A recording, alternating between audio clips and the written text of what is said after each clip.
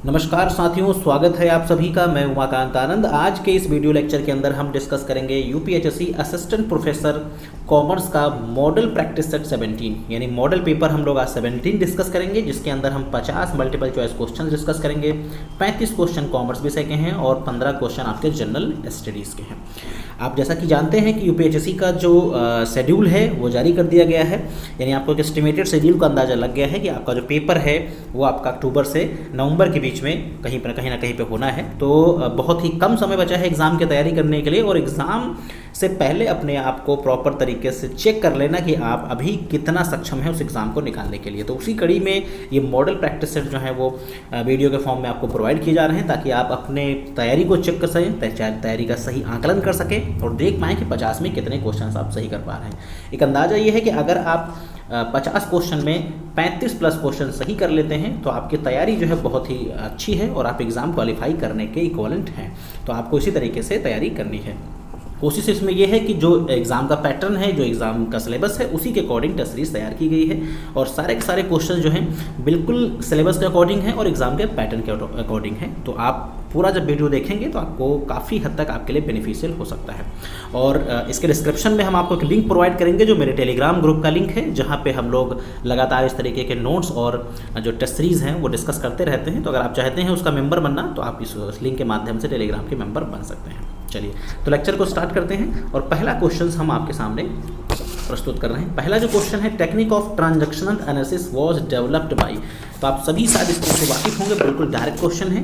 Transaction analysis की जो technique है वो किसके द्वारा डेवलप की गई है? तो ये टेक्निक डेवलप करी गई है एरिक बर्न के द्वारा। एरिक बर्न एक प्रोफेसर हैं जिन्होंने ट्रांजैक्शनल एनालिसिस का कंसेप्ट डेवलप किया है। इसका एक पहले क्वेश्चन का सी ऑप्शन सही हो जाएगा। क्वेश्चन नंबर 2 की तरफ बढ़ेंगे। क्वेश्चन 2 में आपसे पूछा गया है, which one of the following method is not a demand forecasting method of human resource planning. Human resource planning का जो बेसिकली डिमांड फोरकास्टिंग मेथड नहीं है। तो अगर हम लोग बात करें ह्यूमन रिसोर्स के डिमांड फोरकास्टिंग मेथड की, तो आपका जो मैनेजमेंट ग्रिड है, option number B, management grid basically जो है वो डिमांड फोरकास्टिंग का मेथड नहीं है। बाकी आपका ऑप्शन ए, सी और डी ये जो है आपके बेसिकली डिमांड फोरकास्टिंग के मेथड है। तो इसका ऑप्शन बी राइट ऑप्शन हो जाएगा। क्वेश्चन 3 की तरफ बढ़ेंगे। क्वेश्चन 3 में कहा गया है, transaction of internet banking excludes.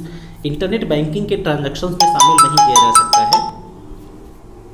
Internet banking के ट्रांजैक्शंस में शामिल नहीं किया जा सकता है। तो जो पहला ऑप्शन है आपके सामने, पहला ऑप्शन दे रखा है option number A, withdraw of cash anywhere in India.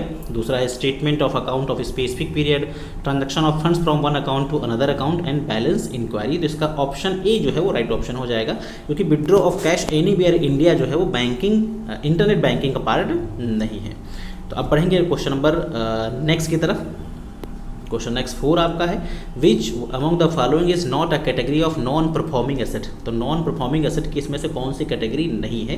तो आप सब जानते हैं नॉन परफॉर्मिंग एसेट के अंदर कौन कौन सी कैटेगरीज होती हैं। एक सब स्टैंडर्ड एसेट होती है, डाउटफुल एसेट होती है, लॉस एसेट होती है, बट डी वैल्यूएटेड एसेट नहीं होती है। तो इसका राइट ऑप्शन ऑप्शन डी हो जाएगा। आपको ध्यान रखना है, इसके 3 कैटेगरी होती हैं, सब standard asset, doubtful asset, loss asset, but D valuated asset नहीं होता है। क्वेश्चन नंबर 5 की तरफ बढ़ेंगे। यहाँ पे एनपीए की बात करी जा रही है, नॉन परफॉर्मिंग एसेट की। तो नॉन परफॉर्मिंग एसेट संबंधित आपके पास ऑप्शन दे रखे हैं। पहला, interest and loan instalment overdue more than 90 days, amount is out of order more than 90 days in case of draft, and will remain overdue more than 90 days. तो इसमें जो तीनों option है वो बिल्कुल राइट ऑप्शन है।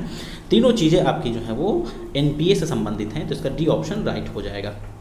बढ़ेंगे question number next की तरफ। क्वेश्चन नंबर नेक्स्ट जो है आपका 6 क्वेश्चन, इसमें पूछा गया है, आपके पास स्टेटमेंट असर्शन और रीजन वाला क्वेश्चन है।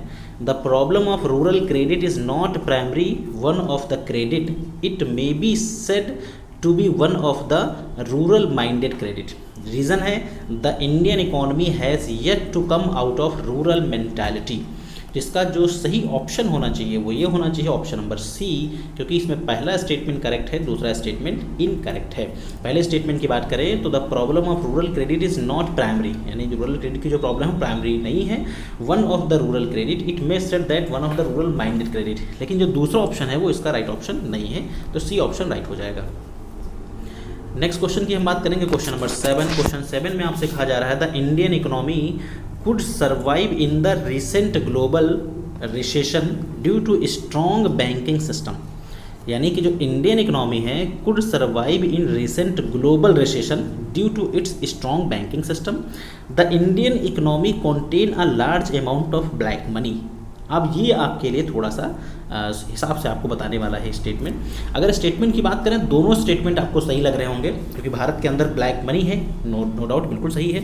और जो दूसरा है, Indian economy could survive in the recent global recession due to strong banking, जो आपका ग्लोबल रिसेशन है उसमें भी भारत की इकोनॉमी सर्वाइव कर गई क्योंकि हमारी स्ट्रॉन्ग बैंकिंग सिस्टम है। तो दोनों स्टेटमेंट सही हैं, लेकिन जो सेकंड स्टेटमेंट है वो पहले वाले का एक्सप्लेनेशन नहीं है। तो जो सी ऑप्शन है सही होगा। A is R is correct but A is not the, sorry इसका जो सेकंड का बी होगा, both R correct but R is not the correct explanation. तो ध्यान रखिएगा, दोनों स्टेटमेंट सही हैं। फिर बढ़ेंगे क्वेश्चन 8 की तरफ। अगेन स्टेटमेंट वाइज क्वेश्चन है। Most of the development banking in India have set up private commercial banks after the introduction of capital education norms. कहा गया भारत के जो मोस्टली बैंक्स हैं उन्होंने प्राइवेट कॉमर्शियल बैंक सेटअप किए जब से एडुकेशन नॉर्म आया। और development bank in India have not adhere to their basic objective. कहा गया डेवलपमेंट जो है बैंक भारत के बेसिक ऑब्जेक्टिव को सही नहीं कर पा रहे हैं। तो इसमें पहला स्टेटमेंट करेक्ट है, दूसरा इनकरेक्ट है, यानी इसका जो सी ऑप्शन सही हो जाएगा। क्यों सी सही हो जाएगा? क्योंकि अगर आप देखें तो डेवलपमेंट बैंक अपने ऑब्जेक्टिव पे काम कर रहे हैं, ऐसा नहीं है। तो इसका जो सी ऑप्शन करेक्ट होगा, ए इसका करेक्ट है और आर इनकरेक्ट है। क्वेश्चन 9 की तरफ बढ़ेंगे। क्वेश्चन 9 में पूछा गया है ब्रेंटन वुड कॉन्फ्रेंस। बहुत सीधा सा सवाल। ब्रेंटन वुड कॉन्फ्रेंस आपका कब हुआ था? 1994 के अंदर, सॉरी 1944 के अंदर, यानी इसका बी ऑप्शन राइट ऑप्शन हो जाएगा। नेक्स्ट बढ़ेंगे क्वेश्चन 10 पे। क्वेश्चन 10 एक बार फिर से स्टेटमेंट वाइज क्वेश्चन है, तो बहुत ही आराम से आपको क्वेश्चन पढ़ के तब इसका जवाब देना है।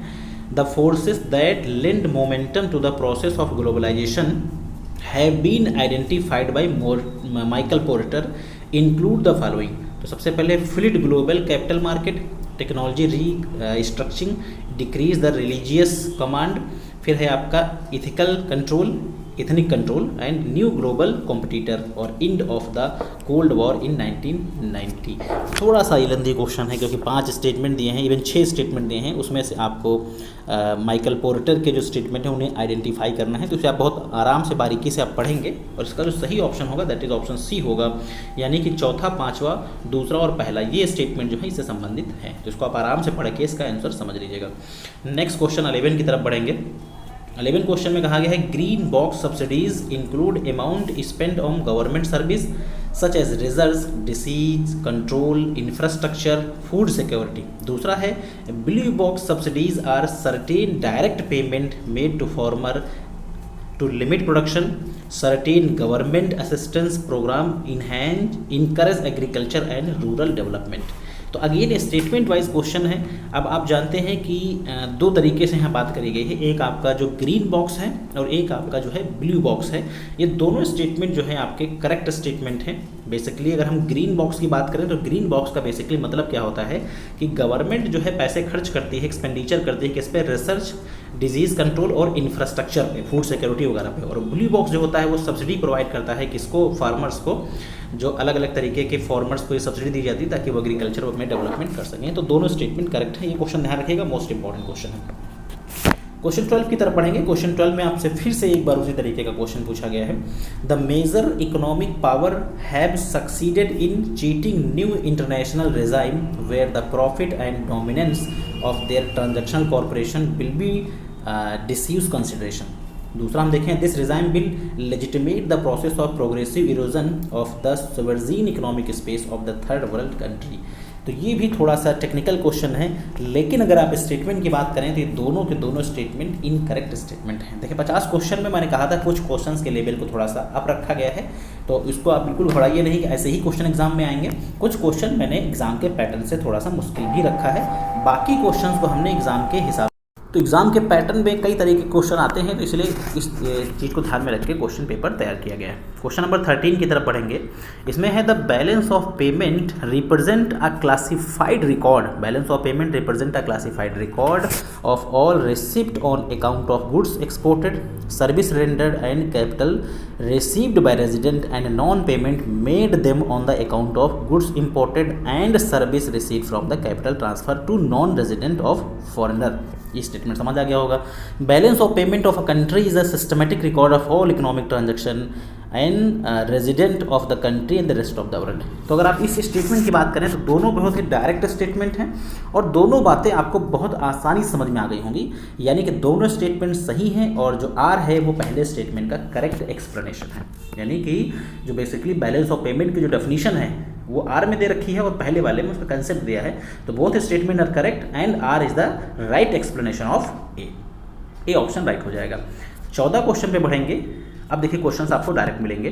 14 क्वेश्चन पूछा गया है आपसे कि which among the following is not a rightly explained M1 equals to currency with public plus demand deposit of the public. दूसरा स्टेटमेंट है M1 plus post office savings deposit, M3 आपका M1 plus time deposit of the public with bank and M4 जो है आपका M3 plus total post office और M1 equals to narrow money and M3 equals to broad money. तो इसमें आपसे पूछा क्या गया है, पूछा गया है कि following is not rightly explained. तो कौन कौन से स्टेटमेंट जो है वो राइटली एक्सप्लेन्ड नहीं है। तो अगर हम बात करें तो ये नन ऑफ दीज ऑप्शन सही होगा, क्योंकि जितने भी स्टेटमेंट हैं जो यहाँ पे आपके पास सामने दे रखे हैं उसमें से आपका कोई भी स्टेटमेंट जो है वो बेसिकली मतलब कह सकते हैं कि रॉन्ग एक्सप्लेन नहीं है, सारे के सारे राइटली एक्सप्लेन किए गए हैं। तो इसका डी ऑप्शन राइट होगा। अब क्वेश्चन नंबर आएंगे 15 की तरफ। 15 में अगर आप देखें तो which one of the following are not effect of dumping on importing country. Importing country पे डंपिंग का इफेक्ट जो है वो नहीं पड़ता है। सबसे पहले domestic country might be affected adversely by a decline in the sales and profit। दूसरा है if dumping is continued for a larger period, survival of the domestic industries may be threatened। और जो तीसरा ऑप्शन है dumping may be create BOP problem of the for the country and last option है, last जो point है आपका it find market for its surplus production। तो 15 का ऑप्शन नंबर जो डी होगा वो सही हो जाएगा। ओनली 4 स्टेटमेंट जो है बेसिकली वो सही स्टेटमेंट है। पूछा गया था कि which of the following are not effect the dumping. तो जो चौथा स्टेटमेंट है वो डंपिंग के ऊपर इफेक्ट नहीं डालता है, यानी कि it find market for its surplus production, जिसका 4 ऑप्शन सही हो जाएगा। अब क्वेश्चन नंबर 16 की तरफ बढ़ेंगे। 16 में है आपका national donation to national children fund will be come in which of the following category under section 80G 1961। तो आप सब जानते हैं कि नेशनल चिल्ड्रन फंड जो होता है बेसिकली वो 100% के अंदर आता है। पहले 50% में आता था, बाद में इसे 100% में कर दिया गया है। तो 100% deduction without any qualifying limit, इसका ऑप्शन ए राइट हो जाएगा। क्वेश्चन नंबर 17 की तरफ बढ़ेंगे। अब आपको सब डायरेक्ट क्वेश्चन मिलेंगे। इस यहाँ पे है unabsorbed depreciation which could not be set up in the same assessment year can be carry forward. तो अनएब्जॉर्ब्ड डेप्रिसिएशन को हम लोग किसी भी टाइम पीरियड तक, यानी कि अनडिफिनिट टाइम पीरियड तक उसे कैरी फॉरवर्ड कर सकते हैं। डी ऑप्शन उसका सही हो जाएगा। 17 के बाद 18 नंबर क्वेश्चन की बात करेंगे। यहाँ पूछा गया है if the profit of partnership firm is 1,10,000 रुपये and remuneration admissible in the working partner under section 40 का subsection B of the income tax act 1961। तो आप जानते हैं कि जो आपकी रिमनरेशन होती है वो 1,50,000 रुपये तक मान्य होती है। 18 का बी ऑप्शन सही हो जाएगा। नेक्स्ट बात करेंगे क्वेश्चन नंबर 19 की। Which of the following expense is admissible while computing the income from other sources. तो अदर सोर्सेज में हम किस चीज़ को कंसीडर करते हैं। कहा गया है कि which of the following expenses is inadmissible while computing the income from other sources. तो सबसे पहला जो ऑप्शन है वही सही है। Interest paid on the amount borrowed to meet tax liability. इस चीज़ को हम लोग ध्यान में नहीं रखते हैं, यानी कि इंटरेस्ट जो हम पे करते हैं उस लोन पर जो हमने बारो किया है टैक्स लायबिलिटी को पूरा करने के लिए, ये एक्सपेंसेस आपके जो होते हैं वो मान्य नहीं होते हैं। बाकी कलेक्शन चार्जेस मान्य होता है, इंटरेस्ट ऑन लोन मान्य होता है और डेप्रिसिएशन आपका जो होता है मान्य होता है। तो ए ऑप्शन इसका राइट ऑप्शन हो जाएगा। क्वेश्चन बी की तरफ बढ़ेंगे, 20 की तरफ बढ़ेंगे। तो indicate the ground of which complain under consumer protection act 1986। तो 1986 के बारे में इन्होंने पूछा है कि शैल बी इनवैलिड, इसमें कौन सा जो ऑप्शन होगा वो इनवैलिड हो जाएगा। तो आप जानते हैं कि इसका ऑप्शन बी राइट हो जाएगा। तो जब आपको कोई free of cost service provide होती है तो उसके लिए आप कंप्लेन नहीं कर सकते हैं। फ्री ऑफ कॉस्ट अगर कोई सर्विस आपको मिली है तो आप कंज्यूमर प्रोटेक्शन एक्ट के थ्रू कोई भी कंप्लेन नहीं कर सकते। बी ऑप्शन राइट होगा। नेक्स्ट हम लोग बढ़ेंगे नेक्स्ट क्वेश्चन की तरफ। नेक्स्ट क्वेश्चन की अगर हम लोग बात करें तो क्वेश्चन नंबर हमें देखना है 21 में पूछा गया है performance evaluation of responsibility centre can be done by. तो जो परफॉर्मेंस इवैल्यूएशन है रिस्पॉन्सिबिलिटी सेंटर का वो कैसे पता चलता है, रिटर्न ऑन इन्वेस्टमेंट से, रिटर्न ऑन सेल्स से और EVA से इवेल्युएशन वैल्यू ऑफ एसेट, ये जो है, तो अगर इसकी हम लोग बात करें परफॉर्मेंस इवेल्युएशन की, तो इसका जो ऑप्शन डी होगा वो राइट ऑप्शन हो जाएगा। यानी तीनों चीज़ें जो हैं इवेल्युएशन के लिए इस्तेमाल करते हैं। 22 में हम बात करेंगे क्वेश्चन नंबर 20 की सोशल बैलेंस शीट शो। तो सोशल बैलेंस शीट क्या बताती है? Social cost, social revenue and value of employ of the organisation. तो ऑप्शन डी राइट होगा। सोशल वैल्यू जो है आपको, सोशल बैलेंस शीट आपको ऊपर की तीनों चीज़ें बताती है। इसका जो ऑप्शन राइट होगा वो, एक मिनट, शायद कुछ गलत हो रहा है मुझे लग रहा है, एक मिनट से वो वापस क्रॉस चेक कर लेते हैं फिर से। मुझे लग रहा है शायद इसका ऑप्शन हम लोग गलत बता रहे हैं आपको। हाँ, इसका सी ऑप्शन सही होना चाहिए, क्योंकि सोशल बैलेंस शीट आपको value of employees of the organisation बताता है, सोशल कॉस्ट और रिटर्न की बात नहीं करता है। तो इसका सी ऑप्शन राइट होगा। चलिए क्वेश्चन 23 की बात करेंगे। विच of the following come under the efficiency ratio. तो इफिशिएंसी रेशियो के अंदर हम किस रेशियो को कंसिडर करते हैं? तो इसके अंदर हम कंसिडर करते हैं average collection period, inventory turnover and fix asset turnover, यानी ऑल ऑफ दीज इसका राइट ऑप्शन हो जाएगा। ये तीनों रेशियो आपके इफिशिएंसी रेशियो के अंदर आते हैं। 24 क्वेश्चन में पूछा जा रहा है which one is not the item of economic cost of business. तो बिजनेस का इकोनॉमिक कॉस्ट इसमें कौन सा नहीं है? तो owner supplied resources, market supplied resources, implicit cost and non monetary opportunity cost of using owner supplied resources. तो ये पूछा गया है कि not the item of economic cost, तो इसमें इकोनॉमिक कॉस्ट का कौन सा आइटम नहीं है? तो मार्केट सप्लाइड रिसोर्सेज जो है वो इकोनॉमिक कॉस्ट का आइटम नहीं है। ये इसका राइट ऑप्शन हो जाएगा। 24 का बी ऑप्शन राइट होगा।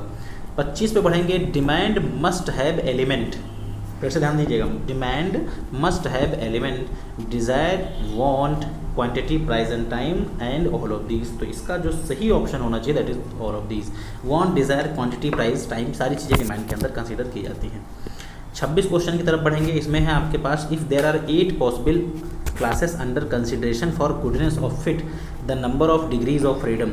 तो number of degrees of freedom की यहाँ पर बात करी गई है, तो इसका 26 का जो ऑप्शन होगा वो डी हो जाएगा, क्योंकि यहाँ पे आप इसको डिटरमाइन नहीं कर सकते हैं, बिकॉज जो इन्फॉर्मेशन जो आपके पास गिवन है वो इनकम्प्लीट इन्फॉर्मेशन है, इसलिए can not be determine from the given information. इसका डी ऑप्शन राइट होगा। 27 की हम बात करें। 27 में ये पूछा गया है कि identify from the following test statistic for which the value of numerator should always be greater than that of denominator. अब ये फिर से इसको समझ के बताइएगा। Identify from the following the test statistics for which the value of numerator should always be greater than that of denominator.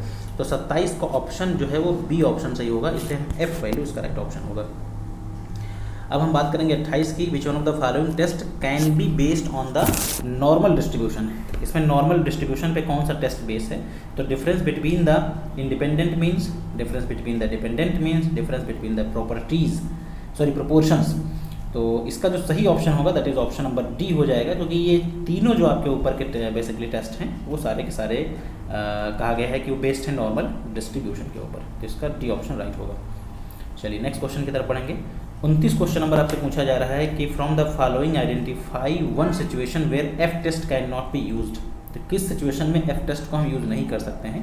तो इसका राइट ऑप्शन होगा ऑप्शन नंबर बी, यानी कि the test to test the hypothesis about a single population variance. Single population variance को हम F test के अंदर distribute मतलब उसकी स्टडी हम लोग नहीं कर सकते हैं।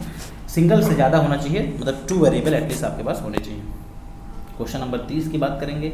30 में है the managerial function of organisation involve. Managerial function of the organisation involve. तो पहला है आपका receiving and adjusting the plan in the light of changing condition. दूसरा है establishing programme for the accomplishment of objective. और सी है आपका creating structure of a function and duties to be performed. तो इसका ऑप्शन नंबर सी जो है वो करेक्ट ऑप्शन हो जाएगा, क्योंकि बेसिकली मैनेजरियल फंक्शन का बेसिकली मतलब क्या होता है? Creating structure of function and duties to be perform, कि आपको ये पता करना कि आपको स्ट्रक्चर तैयार करना, फंक्शंस के बारे में डिसाइड करना, और कौन सा फंक्शन कौन बंदा एम्प्लॉय परफॉर्म करेगा, उसकी ड्यूटीज़ क्या होंगी, ये सारी चीज़ें डिटरमाइन करना बेसिकली मैनेजरियल फंक्शन का काम है। 31 क्वेश्चन की बात करेंगे। Leader who identify that subordinate need to do achieve objective, clarify organisation rule and task, set up and organisation structure, reward performance and provide the social need of their follower. तो इसमें जो right option होना चाहिए वो क्या होना चाहिए? ऐसे लीडर को हम क्या बोलते हैं? यानी a leader who identify the subordinate need, यानी एक लीडर जो सबॉर्डिनेट नीड को आइडेंटिफाई करता है, उन्हें ऑर्गेनाइजेशन के रोल और टास्क क्लियर करता है, ऑर्गेनाइजेशन का स्ट्रक्चर बनाता है, रिवॉर्ड करता है परफॉर्मेंस को और सोशल नीड को समझता है, तो उसे हम बोलते हैं ट्रांजैक्शनल लीडर, यानी ऑप्शन सी इसका राइट ऑप्शन हो जाएगा। अब बढ़ेंगे 32 की तरफ। 32 में है which one of the following is not assumption of X theory. तो एक्स थ्योरी की कौन सी इसमें अजम्पशन नहीं है? तो an average human being has inherent dislike the work, ये अजम्पशन है एक्स थ्योरी की। दूसरा है an average human being prefer to direct seeks to avoid responsibility relative ambition and want, ये भी इसकी करेक्टरिस्टिक्स है एक्स थ्योरी की। वाई सी देखेंगे average human being learns under proper condition not only to accept responsibility but also to seek it, ये आपका Y theory का है। तो इसका सी ऑप्शन राइट होगा, क्योंकि सी ऑप्शन जो है वो एक्स थ्योरी की अजम्पशन नहीं है, ये ऑप्शन राइट होगा। 33 क्वेश्चन में पूछा गया है कि if network of interpersonal relationship that arise when people associate with each other is an informal organization and find out which one of the following is not a informal organization। तो इसका जो सही option है वो क्या होना चाहिए? Question को ध्यान से आप फिर से पढ़ेंगे, फिर आप जवाब करेंगे। If a network of interpersonal relationship that arises when people associate with each other is an informal organization then find out which one of the following is an informal organization. तो इसका जो सही ऑप्शन है that is option B, customer group.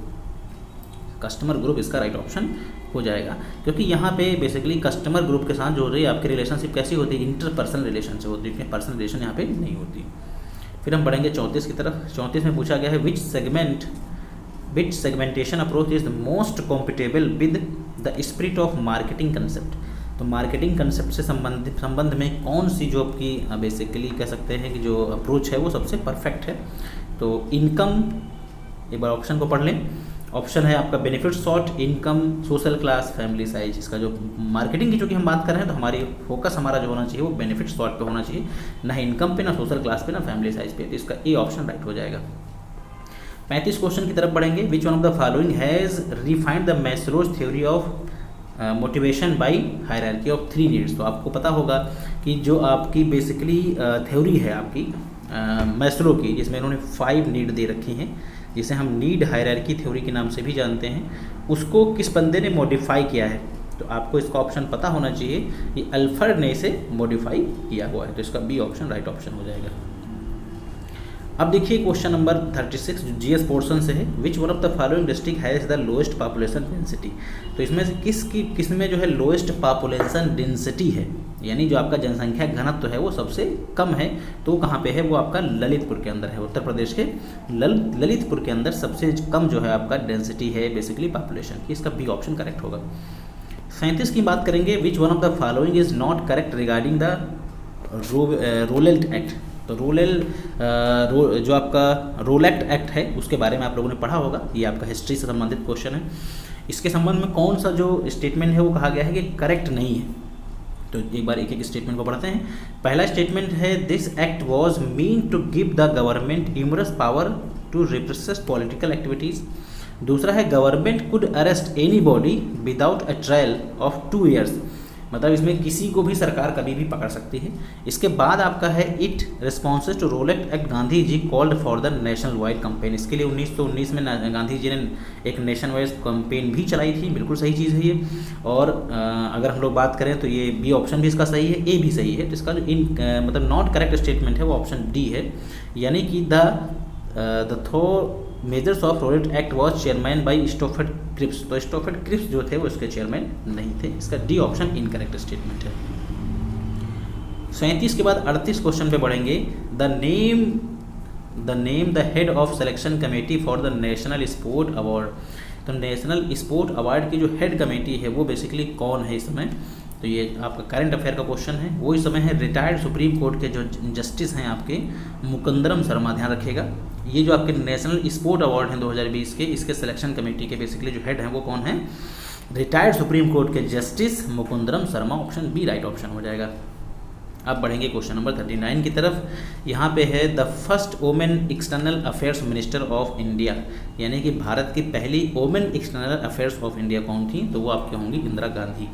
ये पहली आपकी women external affair minister थी। 40 question में पूछा गया है the constitution assembly which had draft the constitution has. तो कॉन्स्टिट्यूशन की जो असेंबली थी उसके अंदर कितने मेंबर्स थे? ये क्वेश्चन भी पूछा जाता है। तो इसमें 299 मेंबर्स थे, इसका ए ऑप्शन करेक्ट हो जाएगा। 41 क्वेश्चन की तरफ पढ़ेंगे। विच one of the following is incorrect match. इसमें कौन सा आपका जो स्टेटमेंट है वो इनकरेक्ट मैच है? तो right of freedom of speech 90A के अंदर आता है, बिल्कुल सही है। दूसरा है right of assembly peaceful without arm, ये 19C के अंदर नहीं आता है। इसका जो बी ऑप्शन होगा वो करेक्टली मैच नहीं। बाकी सी में अगर देखें तो right to reside in any part of India E के अंदर आता है, बिल्कुल सही है।